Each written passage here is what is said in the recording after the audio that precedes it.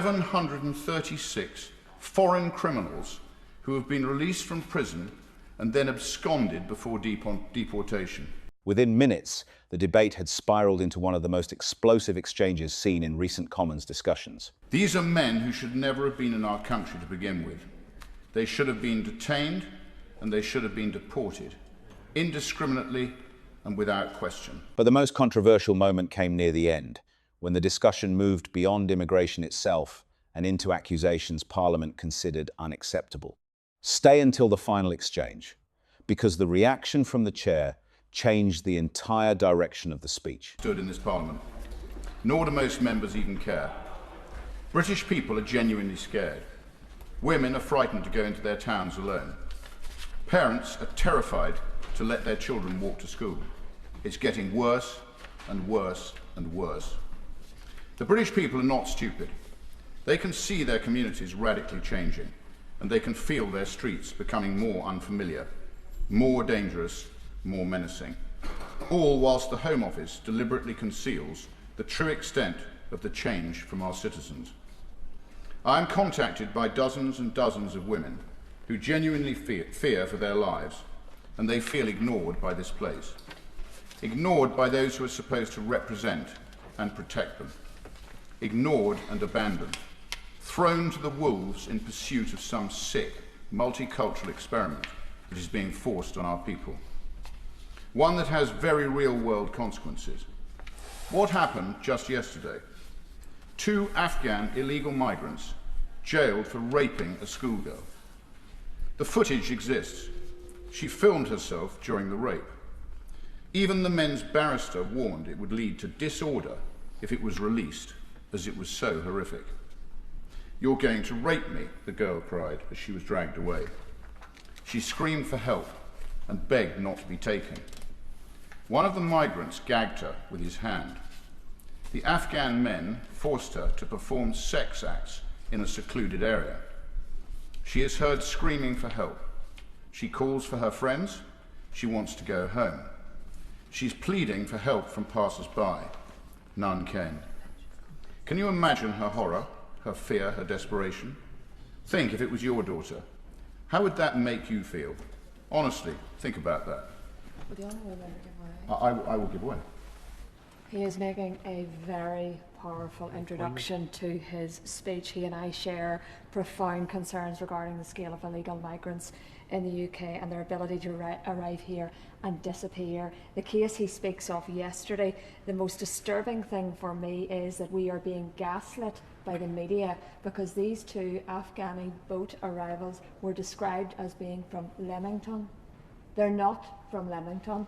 Would you agree with me that women and girls are less safe in this United Kingdom now, today, than they were 5 years ago because of this reason? I thank the Honourable Member for her intervention, and I completely agree with what you're saying. The girl was then pushed to her knees before being brutally raped. Another, one of too many. Last year, a 35-year-old Iranian small boat migrant raped a 15-year-old girl in an alleyway. He was known to police in Germany, where he was convicted of assault offences. He told the girl she could be his sex doll and that he wanted to, and I quote, fuck her, before dragging her down an alleyway, forcing her to her knees outside a secluded doorway, and then raping her.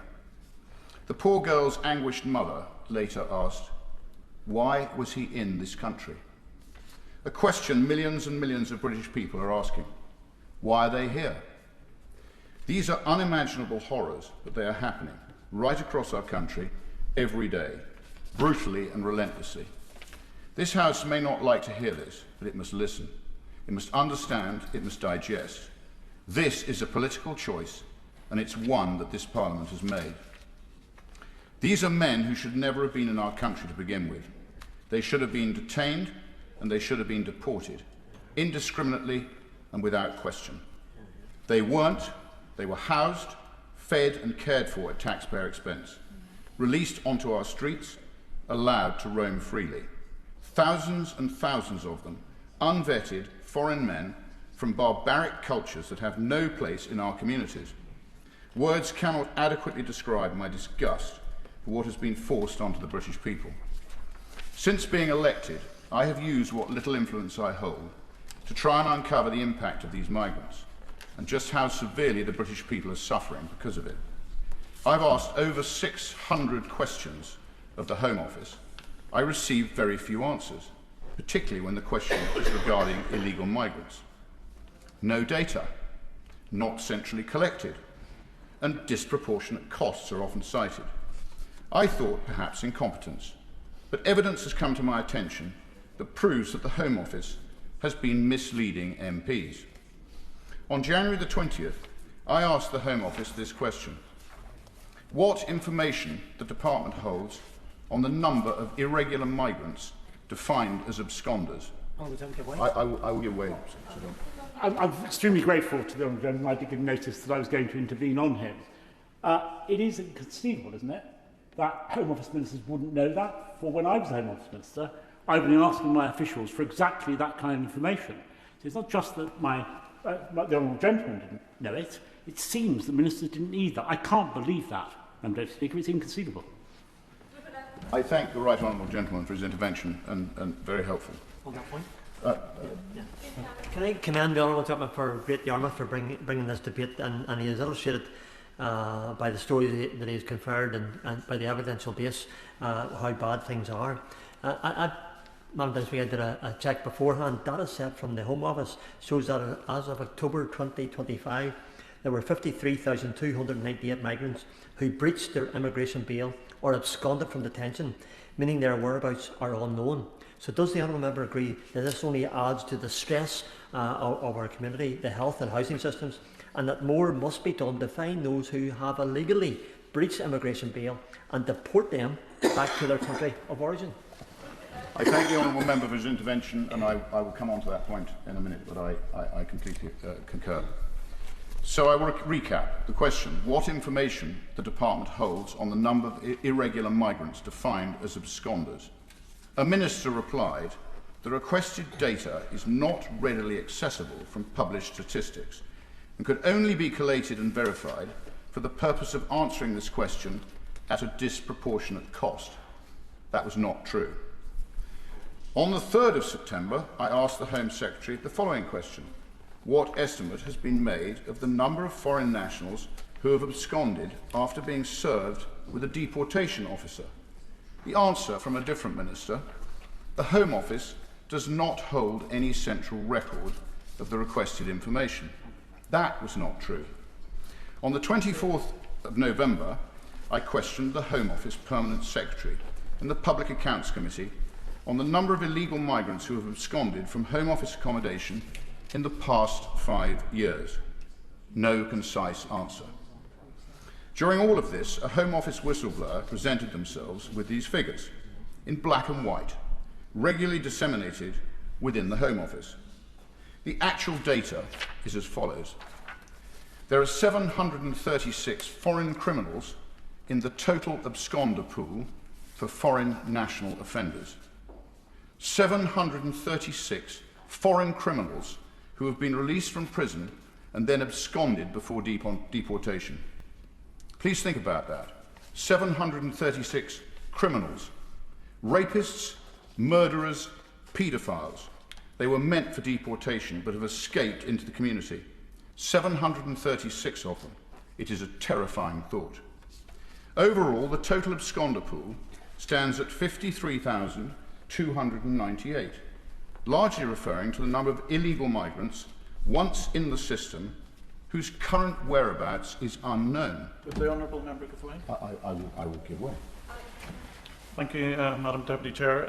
Thank the Honourable Member for giving way. With 53,000 illegal immigrants who have absconded with no address and 736 ones that have committed crimes and have absconded, would the Member agree with me that this government has lost control of its borders, it's lost control of its immigration policies, and it's lost all credibility when it comes to immigration issues?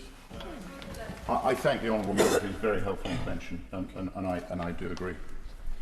Unvetted and unknown men, sex pests, misogynists, even far worse. In our communities, on our streets, near our schools, in the thousands and thousands. This is a national security emergency and must be treated as such. The evidence is undeniable. I have seen it. The Home Office documents, in Home Office documents. It exists. It is real. The figures were not even disputed by the Home Office. They simply told the Telegraph the following.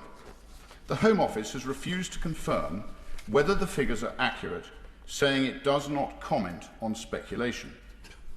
This is not speculation. This is cold, hard data. The numbers, which demonstrate quite spectacularly how the Home Office has failed to keep the British people safe. It is an outrageous scandal that this information has been deliberately hidden from the British people. We deserve to know the facts. We deserve to know what is being forced onto our communities. The answer is staggering. 736 foreign criminals, gone, disappeared. 53,298 illegal migrants, gone, disappeared. My questions: where are they now? What is the Minister doing to detain them? Where did they come from? What are their convictions? How has this been allowed to happen? I can count, thank you. Why did the Minister mislead the British people? Who is being sacked? Will the Minister... Order. Will the Minister now commit to publishing these figures on a regular and transparent basis? Or will I have to continue exposing it? Further whistleblowers have already come forward with additional information, and I thank them for that. My warning to the Home Office and other departments is this. Be very careful about any further misleading statements. There are many decent people in the civil service who will not tolerate it, and I want them all to know that they have a safe and secure channel to release this information publicly through me. Sunlight is the best disinfectant, and this festering, rotting mess desperately needs to be disinfected. I will give way. I'm grateful to my honourable friend for giving way.